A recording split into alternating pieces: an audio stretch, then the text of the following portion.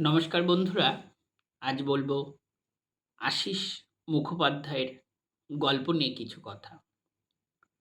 ১৯৫৫ খ্রিস্টাব্দে জন্ম নেওয়া এই লেখক গত শতকের ৭-এর দশকের মাঝামাঝি সাহিত্য জীবনে প্রবেশ করেছিলেন। গত শতকের ৭-এর দশকে বাংলা কথা সাহিত্যে যখন গ্রাম জীবন নিয়ে লেখার জোয়ার এসেছে, প্রান্তিক মানুষ, মাটি, মাটি, মানুষ, জমি নিয়ে লেখার একটা জোয়ার এসেছে, সকলেই যখন গ্রামে চলো নীতিতে বিশ্বাসী হয়ে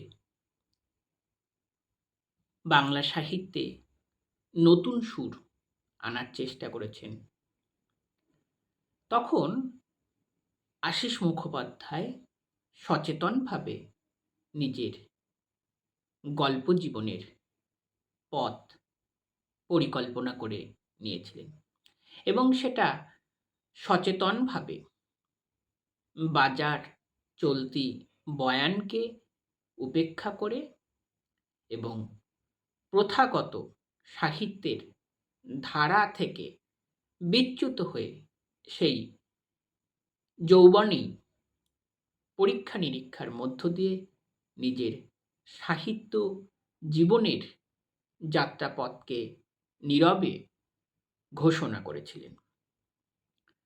১৯৭৫ থেকে ৮০ খ্রিস্টাব্দের মধ্যে লেখা গল্পগুলি নিয়ে ১৯৮১ খ্রিস্টাব্দে তার প্রথম গল্পগ্রন্থ প্রকাশিত হচ্ছে রানীদের শহরে। সারা জীবনে প্রায় ৫০ বছরের কাছাকাছি সাহিত্য জীবনে ৫টি গল্প গ্রন্থ লিখেছেন।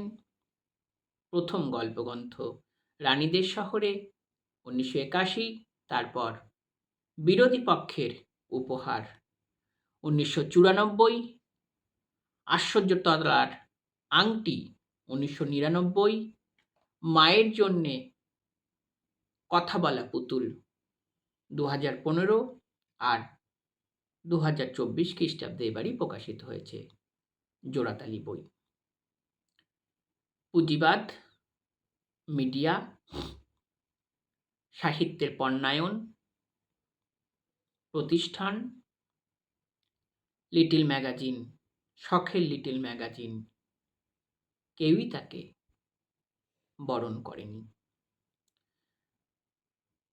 সঠিক বীক্ষণের অভাবে, পাঠকের মেধাহীনতায়, খুঁজে দেখার অভাবে প্রায় আড়ালে থেকে গেছেন বাংলা গল্পের এক আশ্চর্য রাজপুত্র।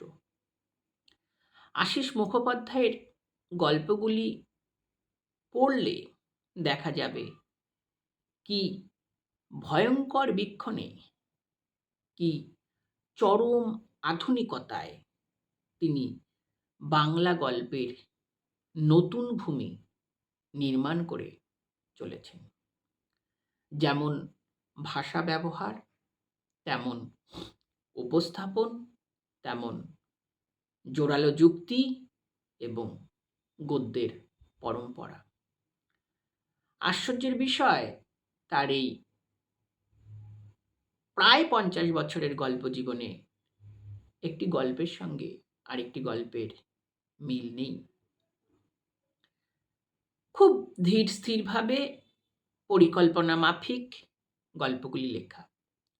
গল্পগুলির আয়তন খুব যে বেশি তাও নয়, ২-১টি গল্প বাদ দিয়ে সংক্ষিপ্ত পরিসরের মধ্যেই, পরিমিত পরিসরের মধ্যেই তিনি বোধ, চেতনা, রূপক, সংকেত, অ্যাবসার্ড, অবাস্তব, বাস্তবের লীলায় এমনভাবে উড়ান দেন, সেই উপস্থাপনটাই জরুরি ভাষ্য হয়ে ওঠে। আশিস মুখোপাধ্যায় বারবার বলতে চান বাংলা সাহিত্যের প্রবাহিত অংশে তিনি কোনো বিচ্ছিন্ন একক নন। আমাদের এত বছরের যে সাহিত্য, এত যুগের যে সাহিত্য, তারই একটি অংশ হিসেবে তিনি বাংলা গল্প বলয়ে প্রবেশ করেছেন। ফলে বিষয়টি, গল্পের বিষয়গুলি আপনার চেনা জানা বাস্তব। কিন্তু সেই চেনা জানা বাস্তবকে তিনি এমন কায়দায়, এমন কৌশলে, এমন উপস্থাপনে, এমন দোলায়, এমন মেটাফোরে, সংকেতে এবং এমন অস্থিরতায় পরিবেশন করছেন, সেটিই গল্প। কি বলছেন সেটিও সত্য, তার সঙ্গে কেমন করে বলছেন সেটিও সত্য। তিনি জানাচ্ছেন যে তার পূর্বপুরুষ মানে বাংলা সাহিত্যের প্রবাহমান ধারায় গল্প লেখা হতো, আজও লেখা হচ্ছে। পিতা বাগদা চিংড়ি খেতেন, তিনি গলদা চিংড়ি খাচ্ছেন। তারপর রূপান্তর ঘটে গেছে। এই যে কাহিনীর রূপান্তর, সেই রূপান্তর ২১ শতকে কেমন হতে পারে, ২১ শতকের ন্যারেটর, ২১ শতকের গল্পের আধুনিকতা, গল্পের বয়ানজাল, উপস্থাপন, শিল্পকৌশল কেমন হতে পারে, তিনি যেন বঙ্গীয় পাঠককে হাতে ধরে শেখাচ্ছেন। প্রথম থেকেই তিনি একটা সচেতন অবস্থান নিয়ে বাংলা গল্পের আসরে এসেছিলেন। নতুন নিয়ম রীতির মধ্য দিয়ে নিজের সচেতন উপস্থিতি জানান দিতে সক্ষম হয়েছিলেন। যদিও পাঠকের অভাবে, লিটল ম্যাগাজিনের সচেতনতা, আমাদের দায়বদ্ধতার অভাবে তিনি আড়ালেই থেকে গেছেন।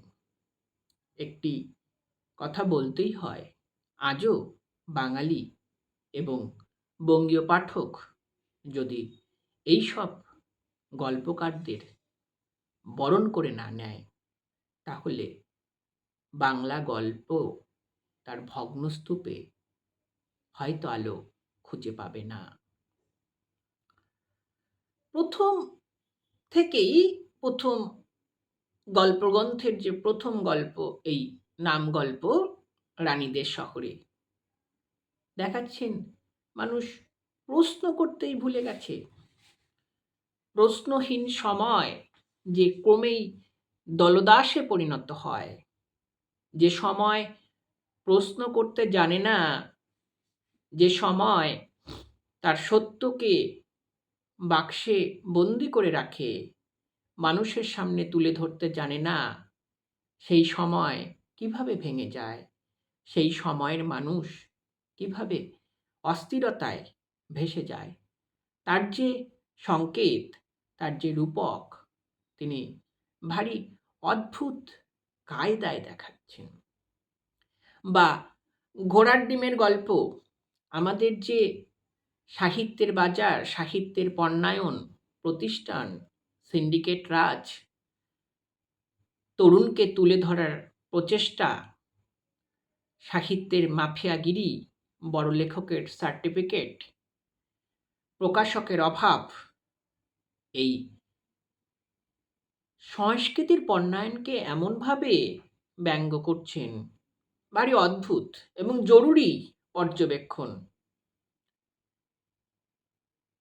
প্রতিষ্ঠান ধরা যাক তার বৃত্তের বাইরের গল্পকারকে অস্বীকার করে দিচ্ছেন, অস্বীকার করছেন। আবার বৃত্তের বাইরের গল্পকার বাজার চলতি সাহিত্যকে অস্বীকার করছেন। এরা ওকে ঘোড়ার ডিমের গল্প ভাবে, ওরা একে ঘোড়ার ডিমের গল্প ভাবে। এই তর্কে বিতর্কে, একে অপরকে ঈর্ষায় প্রকৃত গল্পটাই হারিয়ে যায়। প্রকৃত মেধা, প্রকৃত মনন, প্রকৃত বীক্ষণকেই জানা হয় না। বাংলা সাহিত্য রসাতলে ভেসে যায়। ভারী আশ্চর্য কায়দায় তা দেখাচ্ছেন। আশিস মুখোপাধ্যায় কিন্তু চরমভাবে বাস্তবের কথাই বলতে চান। এই ঘটমান বাস্তবের প্রবাহিত সময়, সময়ের নানামাত্রিক উপাদান, সময়ের ব্যাসার্ধ, সময়ের বুকে ঘটে চলা ক্রাইম, সন্ত্রাস, ছিনতাই, মানুষের লোভ, ঈর্ষা, পরিবারের ভাঙন, বদলে যাওয়া মানচিত্র, শহরের রূপান্তর, নব্য শহরের গড়ে ওঠার কাহিনী, মন্ত্রীদের জীবনচর্যা, বিরোধী পক্ষকে দেখার কৌশল, সমস্ত নিয়ে তিনি সময়ের কথাই বলতে চান। কিন্তু বলাটা আলাদা। এই যে বলার কৌশলটা আলাদা, এখানেই তিনি স্বতন্ত্র। সকলেই সময়ের কথা লিখতে চাইছেন, সকলেই সময়কে ট্রিটমেন্ট করতে চাইছেন, সকলেই বাস্তবকে ধরতে চাইছেন। তার মধ্যে জাদু বাস্তব, মায়া বাস্তব, আড়াল, অবডাল, অ্যাবসার্ড সবকিছুই আনছেন। কিন্তু কেমন করে বলছেন? এই কেমন করে বলার গুণে আশিস মুখোপাধ্যায় পৃথক হয়ে যাচ্ছেন। তিনি দেখাচ্ছেন যে রূপকথা আমাদের ছিল, তার বিনির্মাণ ২১ শতকে কেমন হতে পারে, ২১ শতকের নব্য আধুনিকতা কেমন হতে পারে, গল্পের সরণি কেমন হতে পারে। ইউরোপ, আমেরিকা, আমাদের দেশের গল্প বলার মধ্যে গল্প শোনানোর কায়দা কৌশল আলাদা। ফলে প্রভাব খোঁজা ভিত্তিহীন, প্রভাব খুঁজতে গিয়ে প্রকৃত সত্যকে জানা হয় না। সাহিত্যের অপক্ষ সমালোচক প্রভাবের কথা বলে নিজেকে বিজ্ঞ প্রমাণ করে সঠিক বীক্ষণকে পরাজিত করে দেন। দেখান না কোথায় প্রভাব, কিভাবে প্রভাব, শুধু বলেন এই প্রভাব। তিনি খুব শ্লেষে ব্যঙ্গের মধ্য দিয়ে বিষ্ণুবলের গরুর রচনা গল্পে দেখাচ্ছেন যে ভিত্তিহীন এই প্রভাব খোঁজা সাহিত্যের প্রকৃত পরিসরকে কিভাবে ধ্বংস করে দেয়। একজন প্রকৃত লেখকের যথার্থ মূল্যায়নের অভাবে এই একপেশে এক বক্তব্য দ্বারা কিভাবে তার সাহিত্যের বাজারটাকেই নষ্ট করে দেওয়া হয় এবং খুব সূক্ষ্ম বিশ্লেষণে দেখাচ্ছেন। বাণিজ্যিক মিডিয়া সাহিত্যের প্রচলিত সংস্কারকে আক্রমণ করে দেখাচ্ছেন যে বাংলা বাজার কিভাবে ভিত্তিহীন এক ইউটোপিয়ায় ডুবে আছে। বা একটি গল্পের নাম বলি, জোড়াতালি, তার শেষ বইটি। আমাদের গোটা সিস্টেমটাই এলোমেলো, আমাদের গোটা সিস্টেমটাই চলছে জোড়াতালি দিয়ে। মন্ত্রীর আগমন উপলক্ষে গ্রাম নতুন করে সেজে উঠেছে, নতুন রাস্তাঘাট, দুর্বৃত্তায়ন বন্ধ হয়েছে, মিনি গুন্ডারা লুকিয়েছে। মন্ত্রী চলে যেতেই আবার গ্রাম অন্ধকারে ডুবে যাচ্ছে, বরং অত্যাচারের মাত্রা বৃদ্ধি হচ্ছে। গোটা সিস্টেমটাই যে এলোমেলো, সবটাই যে জোড়াতালি দিয়ে চলছে, সেটা তিনি মানে অদ্ভুত কায়দায় দেখাচ্ছেন। বা এটি গল্পের নাম মনতোষের গ্রামে ফেরা। যখন আমাদের গ্রাম জীবন নিয়ে লেখার একটা জোয়ার এসেছে, লেখকের প্রকৃত অভিজ্ঞতার অভাবে, বীক্ষণের অভাবে, জীবন দর্শনের অভাবে, ভাষার অভাবে, উপস্থাপনের অভাবে সাহিত্য মাঠে মারা যায়। কেউ কেউ গ্রাম জীবন, প্রান্তিক জীবন নিয়ে লিখে খুব বড়াই করেন, দেশের প্রকৃত চালচিত্র তুলে ধরছেন। কিন্তু প্রশ্ন তো থেকেই যায়, ধরুন আমি গ্রামে থাকি, এই যে আমার গ্রামের সমাজ বাস্তবতা, তার সবটাই আমি জানি। এই সবটার নিবিড় ডিটেলিং আমি কেন গল্প পড়ে সময় নষ্ট করতে যাব? আমি পড়তে পারি সেটা কেমনভাবে আপনি পড়াচ্ছেন, কেমনভাবে আমাকে শোনাচ্ছেন। সাহিত্যের বাস্তব থেকে ঘটমান বাস্তব কোথায় আলাদা হয়ে যাচ্ছে? বা এই আমাদের ঘটমান বাস্তব থেকে আর্টের বাস্তব কিভাবে পৃথক হয়ে যায় সেটা যদি আপনি দেখাতে পারেন। অনেকেই গ্রাম জীবন নিয়ে গল্প লিখেছেন, সেই গল্পে দেখাচ্ছেন। কিন্তু গ্রামের একটি চরিত্র জানাচ্ছেন সকলেই মিথ্যে কথা লিখেছেন। আসলে গ্রাম যেকোনো ভূগোল দ্রুত বদলে যায়। একজন লেখক এই বদলে যাওয়া মানচিত্রকে কতবার ধরবেন? অথচ মনতোষ প্রকৃত লেখা লিখতে চেয়েছিল। তার প্রকৃত নাম ছিল সুবোধ গোলদার। অনেকের ভাবনা সে বুঝি গোল গোল গল্প লেখে। সে প্রকৃত লেখাটাই লিখতে চেয়েছিল, সেটা কেউ বোঝে না। এমনকি লিটল ম্যাগাজিনের সম্পাদকও নয়। লিটল ম্যাগাজিনের সম্পাদক তো বহু সম্পাদকই তো সেফ জোন থেকে তার কর্মকাণ্ড চালান, এবং তিনিও তো সাহিত্যের বাজারটা বোঝেন, সিন্ডিকেট রাজটা বোঝেন, এবং বহু সম্পাদকই তো তার সম্পাদক সত্তাকে আইডেন্টিটি ধরে একটা কিছু করতে চান। ফলে অনেক সময়ই প্রকৃত লেখাকে তিনিও নির্বাচন করতে পারেন না। হারিয়ে যায় সাহিত্যের প্রকৃত সত্য। পাঠকের অভাবে, সম্পাদকের অভাবে একজন লেখক নিরবিচ্ছিন্নভাবে, নীরবভাবে আর কত লড়াই চালাবেন? আশীষ মুখোপাধ্যায়ের ক্ষেত্রেও ওই সত্য সমান। 1985 খ্রিস্টাব্দে যিনি প্রথম উপন্যাস লিখছেন বা প্রকাশিত হচ্ছে, তখন তার বয়স মাত্র 30 বছর। পোকাবিদ্ধ বিমলদের জাতীয় ইতিহাস পড়লে দেখা যাবে কি ভয়ানক তার বয়ান। ক্ষমতা তান্ত্রিকতাকে, ক্ষমতার সৌধ কিভাবে ভেঙে যায়, তার যে আশ্চর্য নির্মাণ তিনি গড়ে তুলেছেন, তা ভারী অদ্ভুত। ভাবতে বিস্ময় জাগে তার বয়স তখন 30। তারপর আরেকটি উপন্যাস লিখেছেন। কেন লিখলেন না? সুধীন্দ্রনাথ দত্ত যে কথা বলেছিলেন যে পাঠকের মনন চর্চার অভাবে লেখকের দুরূহতাকে তেমনভাবে বলা যায় না। লেখক দুরূহ না, পাঠক মনন চর্চাহীন, এই যে সত্য। আশীষ মুখোপাধ্যায়ের 5টি গল্পগ্রন্থে বারবার বদল এসেছে। ভাষাকে বদল করেছেন।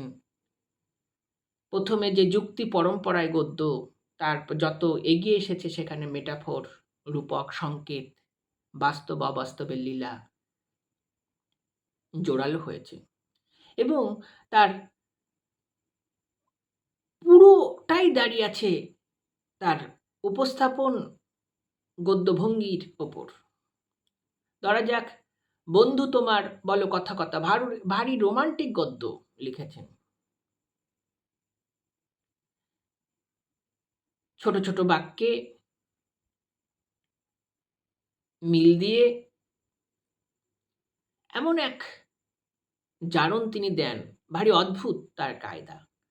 বা আমাদের আরেকটি গল্প, ৭৬ দিন উড়ে গেলাম। প্রতিটি মহাদেশ আলাদা, তার গল্প আলাদা, তার কাহিনী আলাদা, তার গল্প বলা আলাদা।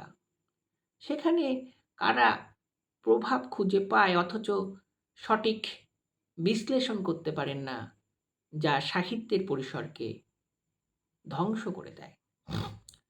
বা মায়ের জন্যে কথা বলা পুতুল গ্রন্থে মাতাকে নিয়ে অনেকগুলি গল্প লিখেছেন। সংসারের ভাঙন, সংসারের খণ্ডকরণ, মানুষের লোভ, হিংসা, রূপান্তর, পরিবার সবই অদ্ভুত কায়দায় জানান দিচ্ছেন। একটি গল্পের নাম মা যেদিন পাথর হলেন। সমস্ত সংসারেই ভাঙন ধরে, মাতা বিদ্ধ হতে, সেই পিতামাতা বিদ্ধ হতে ভাঙন ত্বরান্বিত হয়, টুকরো টুকরো হয়ে যায়, কিন্তু সেই সংসারে আর ভাঙন ধরেনি। তার কায়দাটা, দেখানোর কায়দাটা অদ্ভুত। বা মন্ত্রীরা কিভাবে বিরোধী পক্ষের মন্ত্রীদের, প্রাক্তন মন্ত্রীদের ব্যঙ্গ করে, এবং প্রাক্তন মন্ত্রীর স্ত্রী অদ্ভুত বয়ানে জানিয়ে দেন যে ব্যঙ্গ বিদ্রুপ বা সাহায্য, সৌজন্য নয়, মন্ত্রীর কাজ জনগণের উপকার, জনগণকে পথ দেখানো। সেটা হয় না। আমরা যে সময়ে বা আছি বা দাঁড়িয়ে আছি, সেই সময়ের অস্থিরতা, নিঃসঙ্গতা তিনি ভারী অদ্ভুত কায়দায় দেখিয়েছেন। লোভ হিংসার রূপান্তর হয়েছে কিন্তু মুছে যায়নি। প্রেমের আলো জ্বলেনি। একটি গল্পের নাম খোকা ফিরে আয়। সেই মহাভারতের দ্রৌপদীর যে শোষণ, দ্রৌপদীর যে অত্যাচারটা আজও চলছে। প্রেমের বাঁশি বাজেনি। এই অস্থিরতায় প্রেমের বাঁশি বাজে না। চলছে নারীদের সেই শোষণ, অত্যাচার। তার উপস্থাপনকে তিনি ভারী অদ্ভুত কায়দায় দেখাচ্ছেন। বা অনুকরণ প্রিয়তাকে ব্যঙ্গ করছেন অভ্যাস যোগ। যে অনুকরণ প্রিয়তার মধ্যে দিয়ে মানুষ বাঁচতে পারে, কিন্তু তার প্রকৃত আধুনিক হতে পারে না। আধুনিকতা আলাদা। আধুনিকতা জন্ম নেয় নিজস্ব জীবন চেতনা থেকে। জীবন চেতনার অভাবে কেউ আধুনিক হতে পারে না। আবার আরেকটি গল্প সেখানে দেখাচ্ছেন যে কার মতো হব। ছোটবেলায় যে আমাদের রচনা লিখতে দেওয়া হয়, কার মতো হতে চাও, এটা পুরোটাই ভুল। সেই গল্পের নায়ক যার মতো হতে চান লিখেছিলেন, তিনিই পরে বদলে গেছেন। এই যে আমাদের